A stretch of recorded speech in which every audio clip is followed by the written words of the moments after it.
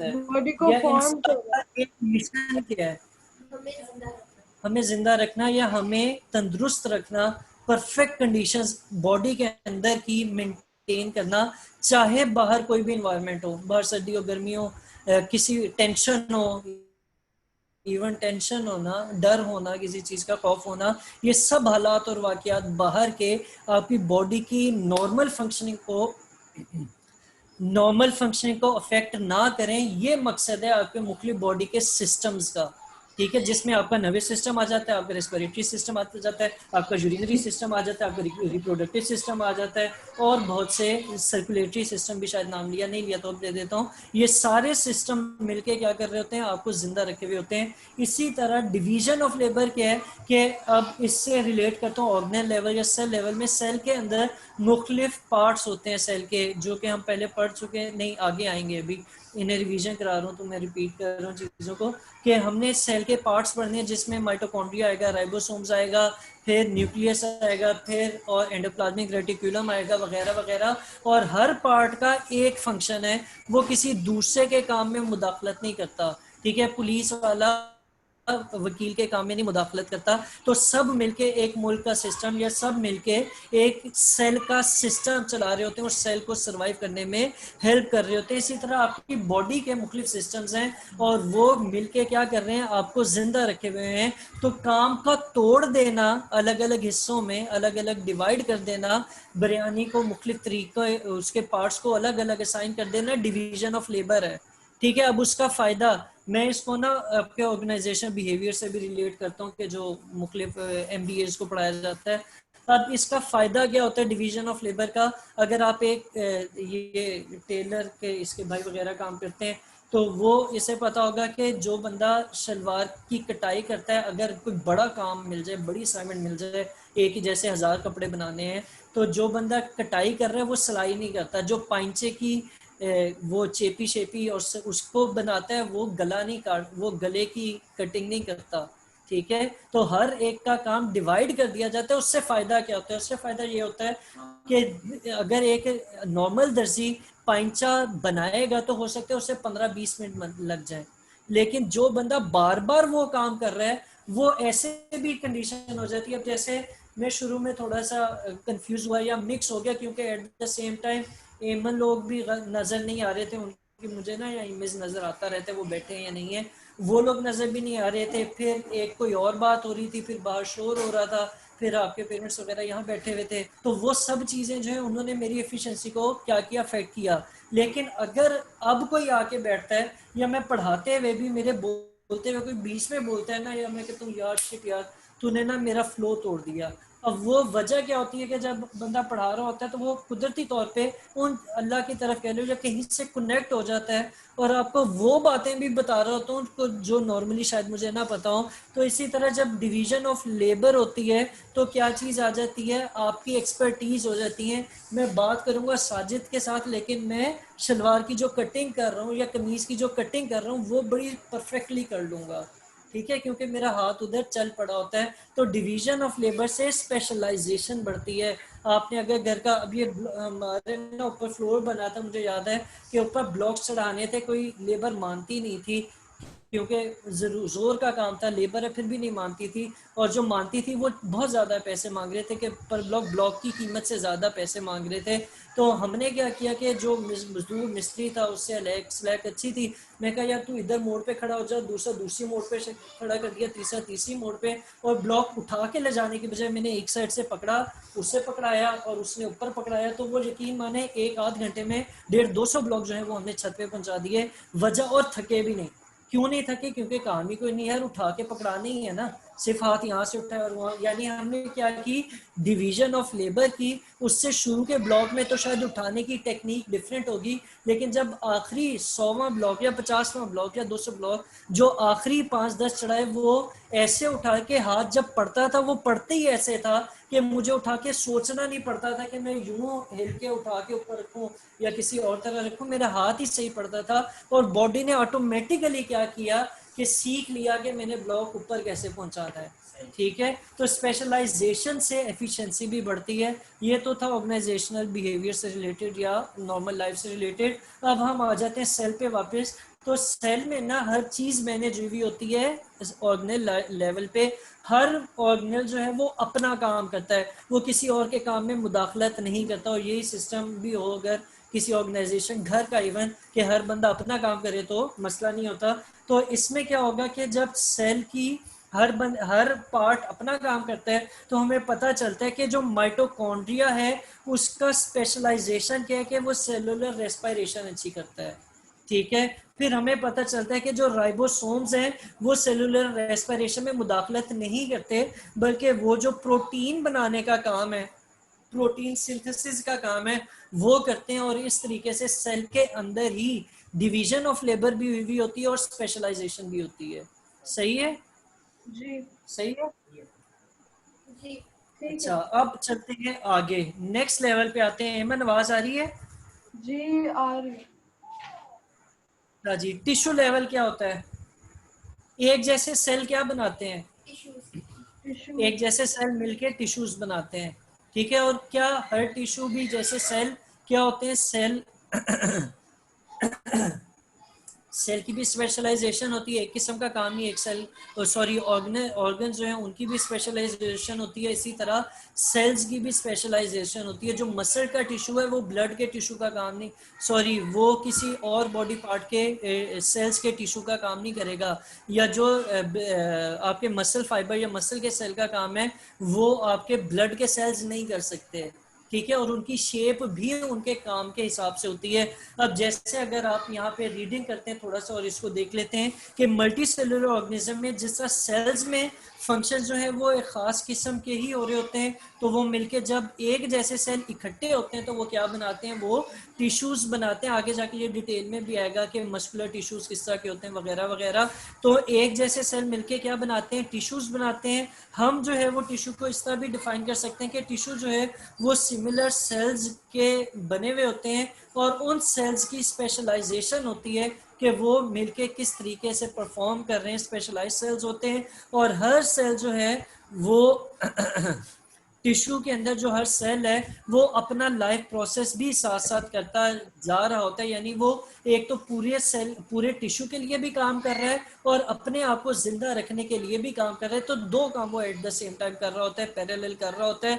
अब उसको जिंदा रखने वाले कौन से प्रोसेस है? उसकी सेलुलर रेस्पिरेशन है, उसकी प्रोटीन सिंथेसिस है, और भी इस तरह के एक दो प्रोसेसेस होते हैं। और इसके साथ साथ वो और क्या काम करता है कि अब जैसे मसल टिश्यू है वो क्या काम करते हैं, बता सकते हैं?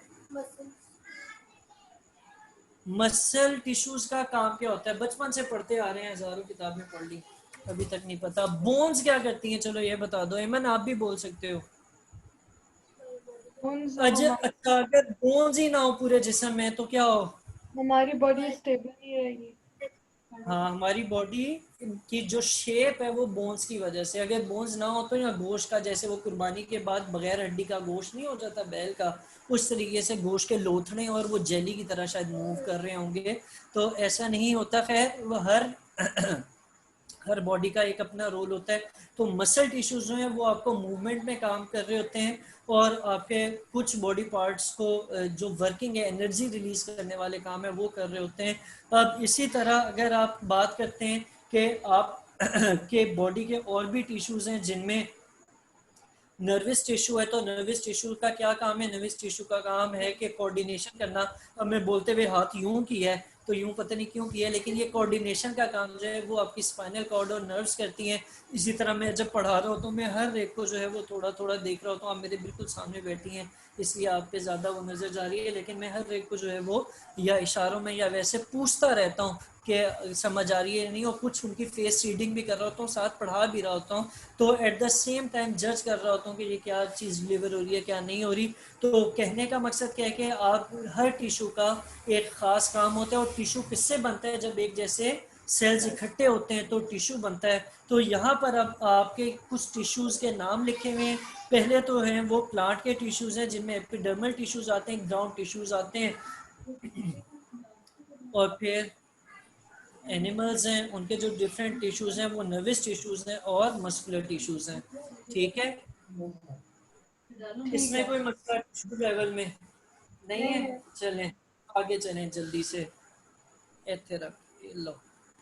अच्छा, टिश्यू लेवल में अगला स्टेप ले लिया हमने।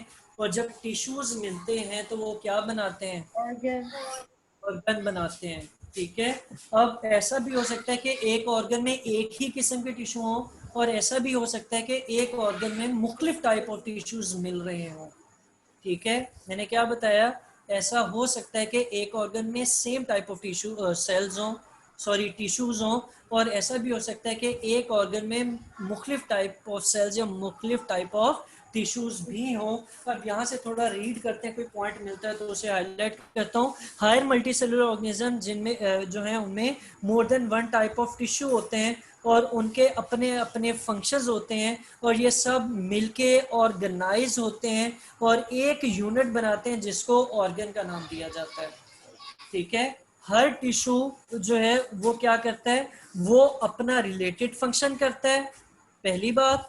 ठीक है। और हर टिश्यू जो है वो ऑर्गेनाइज्ड होता है, कि उसका पूरा सिस्टमेटिक वे होता है, और जो टिश्यूज हैं वो एक दूसरे के साथ भी ऑर्गेनाइज होते हैं। और तीसरा ये कि वो मिलकर एक यूनिट बनाते हैं। अब वो जो इन सब के मिलने से एक यूनिट बना, उसको आप क्या नाम देंगे? उसको आप नाम देंगे ऑर्गन का। ठीक है, सही है। जी। अच्छा, अब मुख्तलिफ टिश्यूज जो हैं एक ऑर्गन के, वो अपना अपना काम करते हैं, और अपना काम करके वो सारे फंक्शंस मिलके उस ऑर्गन का फंक्शन भी बन जाता है। ये एक मेन पॉइंट है। फिर आगे चलें, एग्जांपल बड़े मजे की दी हुई है कि जो स्टमक है। वालेकुम अस्सलाम। आप लोगों को तो मसला नहीं है लेट का? तंग हो रही है तो इधर आ जाए, थोड़ा रिलैक्स हो जाएंगे, या उधर चली जाए, उधर चली जाए। अच्छा, इधर देखिएगा। एमन, आवाज आ रही है? जी आ रही है। मैं अब एग्जांपल देने लगा था कि एक ऑर्गन किस तरीके से एक सिस्टम को लेके चलता है, और उसके अंदर मुख्तलिफ टिश्यूज किस तरीके से मिलकर उस ऑर्गन को अपना काम अचीव करने में हेल्प करते हैं। तो इसकी एक बड़ी अच्छी एग्जांपल जो यहाँ पर कोट हुई है वही दूं तो बेहतर है। वो क्या कि जो स्टमक है वो एक ऑर्गेनाइज्ड सिस्टम है, या एक ऑर्गन है जो कि काम करता है किसका? डाइजेशन का। और फूड को अपने अंदर स्टोर भी करता है टेम्पररी तौर पे। ठीक है। तो ये दो काम है इसके। एक क्या है? डाइजेशन ऑफ प्रोटीन्स, और दूसरा क्या काम है? Storing of food.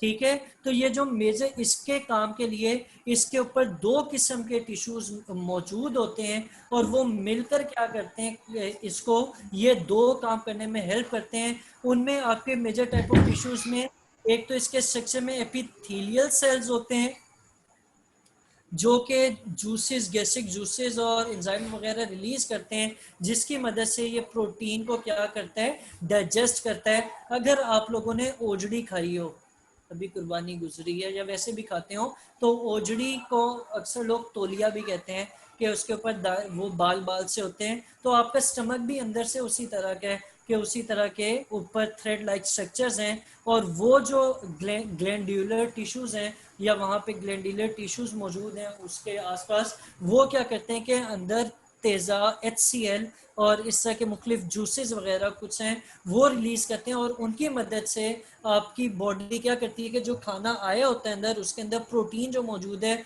उसको वो तोड़ के इस काबिल बनाती है कि वो जूसेस उनको जब तोड़ते हैं तो वो छोटे छोटे माइक्रो मॉलिक्यूल्स में जाते हैं, और आपके ब्लड में जाते हैं, और फिर ब्लड में जाके सेल उसका इस्तेमाल करते हैं। तो खैर, एपिथेलियल टिश्यूज क्या काम करते हैं? Gastric juices digestion of protein के लिए रिलीज करते हैं। ठीक है। तो यहाँ से हमें नजर आ रहा है कि इसके दो में से एक काम तो एक खाता तो है वो सीधा हो गया, किसकी मदद से? एपिथेलियल टिश्यूज की मदद से। फिर चलते हैं दूसरे खाते की तरफ। दूसरा इसका काम क्या है? डाइजेशन ऑफ फूड ही कब होगी?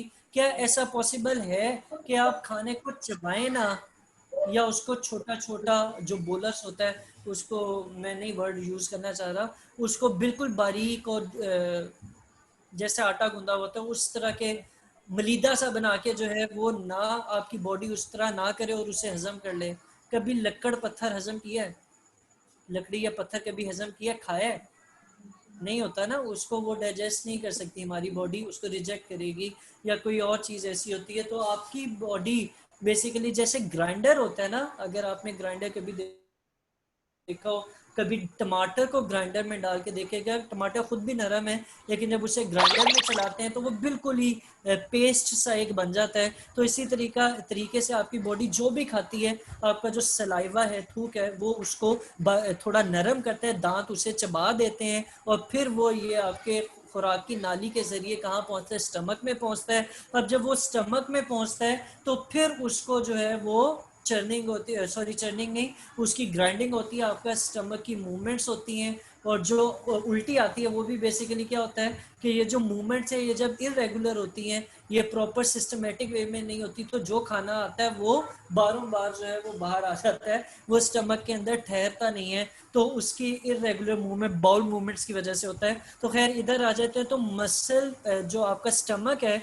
उसके ऊपर मस्कुलर टिश्यूज भी मौजूद होते हैं और वो क्या काम करते हैं, वो ग्राइंडिंग ऑफ फूड करते हैं। और इसके अलावा उसके नीचे वाले, अब स्टमक की जो शेप है वो ऐसे ही है जैसे अगर मैं हाथ की मुट्ठी बंद करूं और एक उंगली बाहर निकाल लूं और दूसरी तरफ मेरी कलाई है, तो वो यहाँ से फूड एंटर होता है, यहाँ पे उसकी सारी ग्राइंडिंग होती है और यहाँ से फिर वो नीचे की तरफ आके आपकी इंटेस्टाइन्स की तरफ चला जाता है। तो इसको यहाँ से लेकर यहाँ मूवमेंट करने के लिए जो यहाँ पे एक प्रॉपर मूवमेंट सी जनरेट होगी जिससे वो नीचे पुश होगा, वो यकीनन हम नहीं कर रहे होते, वो हमारा स्टमक खुद कर रहा होता है। तो उसकी ये वाली movement, contraction of stomach walls जो है, ये भी आपके मस्कुलर टिश्यूज करते हैं जो कहाँ पर मौजूद हैं, जो स्टमक में मौजूद है। ठीक है, तो दो किस्म के टिश्यूज कौन कौन से, एक एपिथेलियल टिश्यूज और दूसरा मस्कुलर टिश्यूज। ये दोनों मिलके क्या कर रहे हैं, ये स्टमक की हेल्प कर रहे हैं कि स्टमक अपना काम कर सके। ठीक है, और इन दोनों के मिलने से आपका फंक्शन ऑफ स्टमक होता है। तो ये पूरी एग्जांपल बन गई है कि किस तरीके से स्टमक जो है वो ऑर्गन लेवल पे काम करता है या ऑर्गन सिस्टम लेवल पे काम करता है। और ये पूरा प्रोसेस आपका डाइजेस्टिव सिस्टम भी कहलाता है। खाना चबाने से लेकर बॉडी से खाना बाहर आने का, खाना या हजम होने के बाद स्टूल बाहर आने का जो पूरा प्रोसेस है, ये डाइजेस्टिव सिस्टम या सिस्टम जो काम करता है, इसमें मुख्तलिफ ऑर्गन मिलके काम कर रहे होते हैं जिनमें आपके माउथ कैविटी वगैरह वगैरह, तो ये आपके सिस्टम्स होते हैं। तो ये डाइजेस्टिव सिस्टम कहलाता है। ठीक है, अब आगे चलते हैं थोड़ा सा। तो इसी तरह जैसे ऑर्गन लेवल था, आपके ऑर्गन सिस्टम लेवल आ जाता है। ऑर्गन सिस्टम लेवल में क्या होगा, जैसे अभी मैंने बताया कि एक से ज्यादा ऑर्गन मिलके आपको डाइजेशन में हेल्प कर रहे हैं। कौन से ऑर्गन, माउथ हो गया, फिर आपकी जो खुराक की नाली है वो हो गई, फिर स्टमक हो गया, फिर इंटेस्टाइन हो गई, फिर एनस हो गया वगैरह वगैरह। तो ये सारे ऑर्गन्स मिलके क्या काम कर रहे हैं, आपको खाना खाने उससे फायदा उठाने का काम कर रहे हैं। इसी तरह सांस लेने के लिए रेस्पिरेटरी सिस्टम काम करता है और उसमें आपके क्या क्या, नेजल कैविटी, ये नाक के जो सुराख है, नेजल कैविटी काम करती है, इंटरनल नॉस्ट्रल्स काम करते हैं, आपकी खुराक की नाली काम करती है, ग्लोटिस एपिक, मैं उस डिटेल में नहीं जाता, थक जाएंगे आप लोग। तो वो सारे ऑर्गन मिलके एक काम कर रहे हैं कि आपको रेस्पिरेशन का फंक्शन करने का काम दे रहे हैं, या आपके जो बॉडी पार्ट्स हैं उन तक ऑक्सीजन पहुंचाने और कार्बन डाइऑक्साइड ले जाने का काम कर रहे हैं। और ये पूरे प्रोसेस जो है, पूरा जो सिस्टम बन जाता है जिसमें मुख्तलिफ ऑर्गन्स, डिफरेंट ऑर्गन्स, अब यहाँ देखें डिफरेंट ऑर्गन में अपना अपना काम करते हैं, ऑर्गेनाइज होते हैं और एक ऑर्गन सिस्टम बना लेते हैं। उसको हम क्या कहते हैं, उसको हम ऑर्गेनाइजेशन सिस्टम कहते हैं या ऑर्गन सिस्टम कहते हैं। अब किसी भी ऑर्गन सिस्टम में हर ऑर्गन अपना काम करता है और इसके अलावा वो ऑर्गन जो है वो ऑर्गन सिस्टम में अपना रोल प्ले कर रहा होता है। आगे उन्होंने पहले वाले में डाइजेस्टिव सिस्टम के एक ऑर्गन का बताया, आगे उन्होंने अब डाइजेस्टिव सिस्टम पूरे की एग्जांपल दी हुई है। उस एग्जांपल को थोड़ा सा मैं यहाँ से अब जल्दी जल्दी रीड करता हूँ, ड्रैग हो रहा है मेरा ख्याल है। अब यहाँ पे डाइजेस्टिव सिस्टम जो ये ऑर्गन सिस्टम है जो कि क्या काम करता है, जो कि काम करता है प्रोसेस ऑफ डाइजेशन करता है। इसमें जो मुख्तलिफ ऑर्गन्स काम करते हैं उनमें ओरल कैविटी, मुंह का हिस्सा, stomach, small intestine, large intestine, liver में से जूसेस आते हैं, सेक्रेशंस आती हैं, पेंक्रियाज, और ये सब मिलके जो है वो क्या काम करते हैं, प्रोसेस ऑफ डाइजेशन करते हैं। अब ये एक बड़ा कम्प्लेक्स प्रोसेस है जिसमें हम मुख्तलिफ ऑर्गन्स इन्वॉल्व हैं। फिर आगे चलते हैं तो इंडिविजुअल लेवल है, इंडिविजुअल लेवल इंडिविजुअल लेवल से आगे प्लांट्स में जो है वो इतना कम्प्लेक्स सिस्टम नहीं होता, इतने ज़्यादा ऑर्गन्स इन्वॉल्व नहीं होते, गिनते कि कुछ ऑर्गन हैं जो काम कर रहे होते हैं। तो उनमें जो ज़्यादा आप और उसके सिस्टम की बात करें तो उसमें एक रूट सिस्टम होता है, ट्रांसपोर्टेशन सिस्टम होता है, वगैरह वगैरह आपने छोटी क्लासेस में पढ़े हुए, लेकिन इस तरीके से नहीं पढ़े हुए जैसे आप पढ़ रहे हैं। और इसलिए जो है क्योंकि इसे ज़्यादा काम नहीं करना पड़ता, एक जगह से दूसरी जगह नहीं जाना पड़ता, खाने को प्रॉपर हजम नहीं करता है, खुद खाना बनाता है, इस्तेमाल करता है, और इसलिए जो है इसकी एक्टिविटी ज़्यादा नहीं होती, जिसकी वजह से इसका जो इसके अंदर सिस्टम होता है वो इतना कम्प्लेक्स नहीं होता। ठीक है, तो अगर क्वेश्चन आ जाए कि why organ system level is less complex in plants as compare to human beings या एनिमल, तो उसमें ये दो लाइनें आंसर बन सकती हैं। आज बहुत नहीं बोल रहा, वो शुरू की गलती है ना, उसकी वजह से शायद। अच्छा, नेक्स्ट चलते हैं इंडिविजुअल लेवल पे। ऑर्गन और ऑर्गन सिस्टम मिलके क्या बनाते हैं, एक ह्यूमन बीइंग बनाते हैं, एक और इंडिविजुअल बनाते हैं। अब आपकी बॉडी के किसी भी ऑर्गेनिज्म में, कल है बल्कि बायो परसों भी है, मैं इससे आगे के जो पार्ट्स हैं, सिस्टम लेवल्स हैं, वो आप लोगों को कल करवाऊंगा। जितना हमने पढ़ा है इसको ही एक दफ़ा ना सोने से पहले वैसे नज़र, मैं ये नहीं कह रहा याद करके सोएं या पढ़ के सोएं, एक दफ़ा वैसे नज़र मार लीजिएगा तो आपको एक रीकैप्स हो जाएगा, और फिर रिलैक्स करें, सोएं बगैर किसी सोच के। अल्लाह ताला आपकी ये आसानी कर देते। ठीक है ईमान? जी ठीक है। ओके, अल्लाह हाफिज़। आज होमवर्क कोई नहीं दे रहा, मैं ग्रुप है हमारा व्हाट्सएप का ना, तो होमवर्क कोई नहीं दे रहा, तो आप लोग इसी को थोड़ा सा पढ़ लीजिएगा जो पढ़ा है।